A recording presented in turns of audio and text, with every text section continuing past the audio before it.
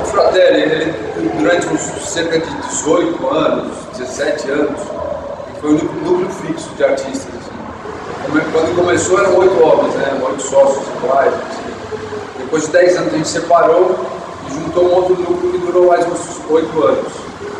Depois a gente chegou à conclusão que núcleo fixo aqui no Brasil é muito complicado de se manter, assim, uma qualidade artística e você conseguir dar trabalho para um elenco grande, porque o Fratelli sempre teve elenco grande, a gente sempre fez muita coisa grande. A gente chegou à conclusão que estava na hora de mudar um pouco o perfil da companhia. Hoje em dia a gente leva assim, uns 30 artistas, mais ou menos, que eu costumo trabalhar sempre com eles.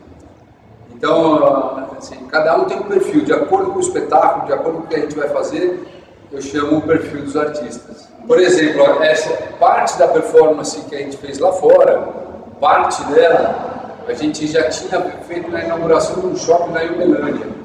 Então a gente já estava pesquisando a linguagem de usar em 2 pontos o cinto, usar uma coisa diferenciada do que só na frente, que dá outras possibilidades. Então a gente já vinha numa pesquisa. Então o elenco que fez o Uberlândia estava inteiro aqui também.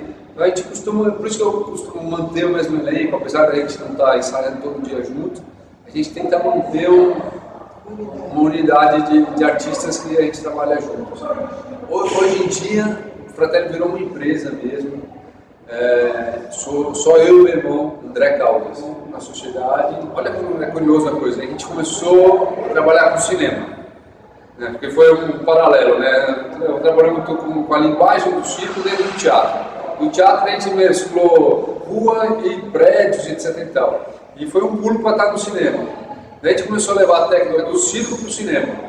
Então a gente começou a dominar muito essa coisa de efeitos de voos, etc. e tal. E daí a gente abriu outro nicho. Então hoje em dia a gente tem a área industrial, a parte de cinema e a parte artística.